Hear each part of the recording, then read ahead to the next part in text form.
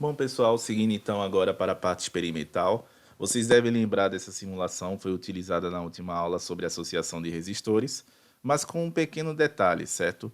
Lá havia o interesse específico em entender quais eram as influências, né, que um circuito elétrico poderia ter na intensidade do brilho da lâmpada, certo, pessoal?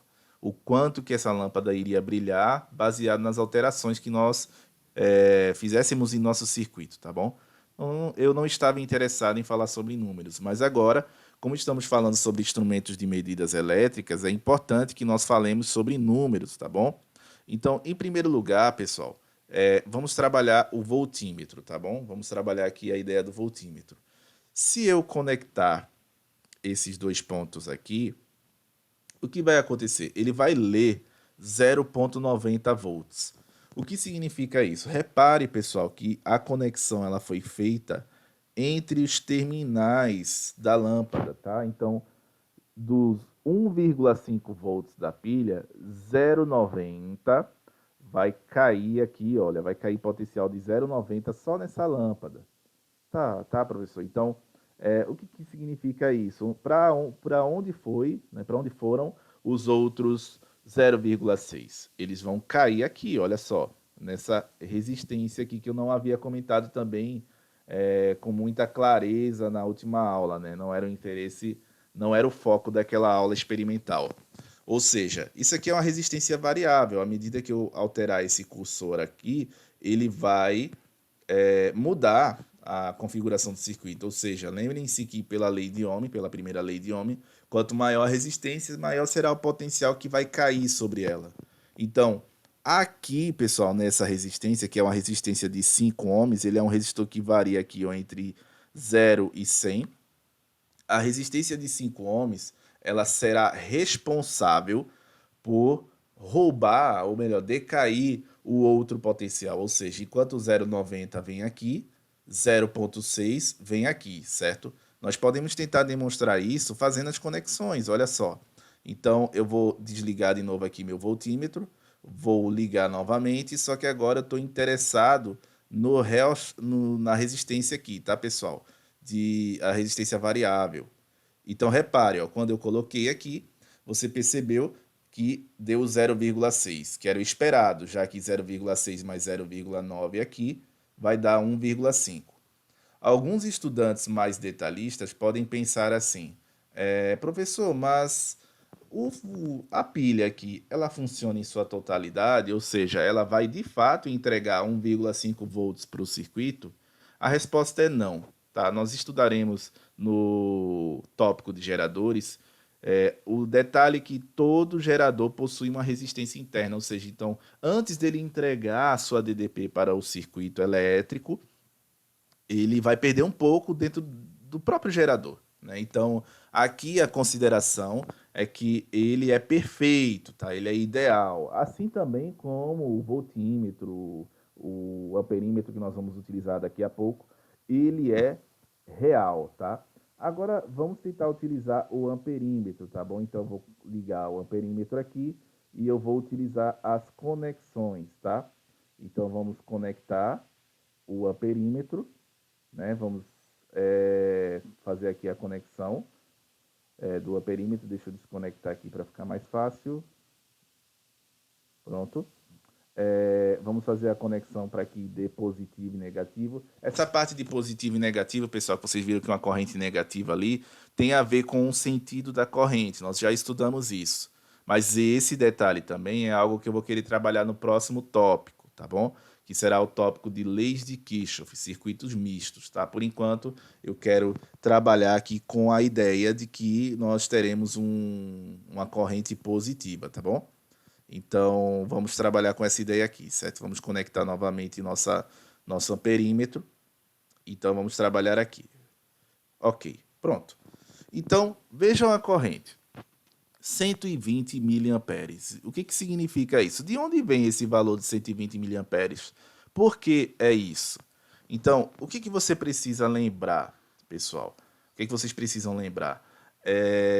A fórmula da lei de Ohm é U igual a R vezes I, não é verdade? U igual a R vezes I.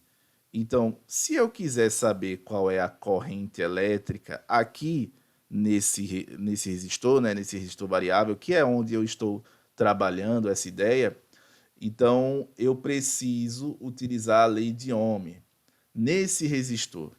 Mas vocês lembram que aqui a queda de potencial, ou seja, o potencial elétrico era de 0,6, tá? Enquanto que a resistência é 5 ohms, tá bom? Então, o que significa isso? Se você utilizar a lei de Ohm aqui, você vai encontrar essa corrente elétrica, tá? Então, professor, como é que funciona isso? Eu não estou entendendo. Bom, se eu entrar aqui na nossa aula de física anterior, eu posso fazer um rascunho para que vocês vejam, olha só.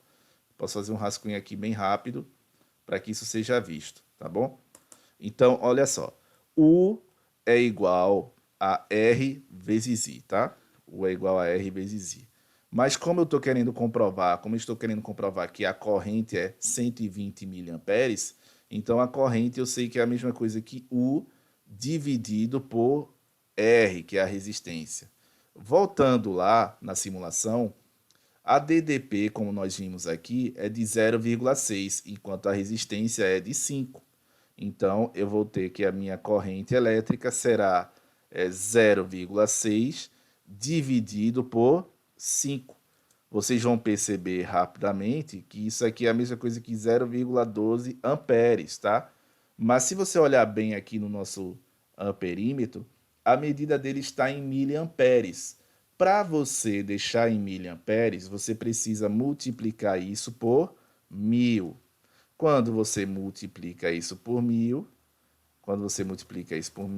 deixa eu colocar aqui a unidade, depois eu coloco a unidade final, melhor.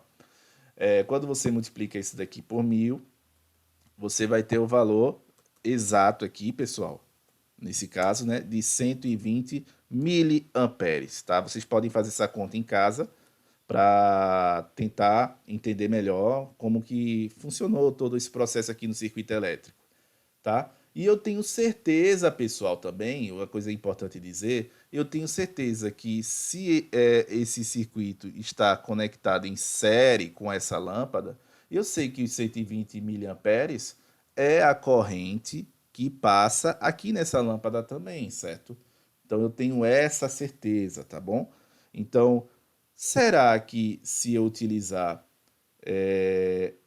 essa corrente elétrica e essa tensão que estava aqui na lâmpada, seria possível descobrir a resistência da lâmpada? Sim, você poderia descobrir a resistência da lâmpada, tá? Mas lembrem-se que nós estamos diante de um cenário ideal, tá bom? Bom, encerro aqui a aula de hoje com apenas um grande lembrete, tá?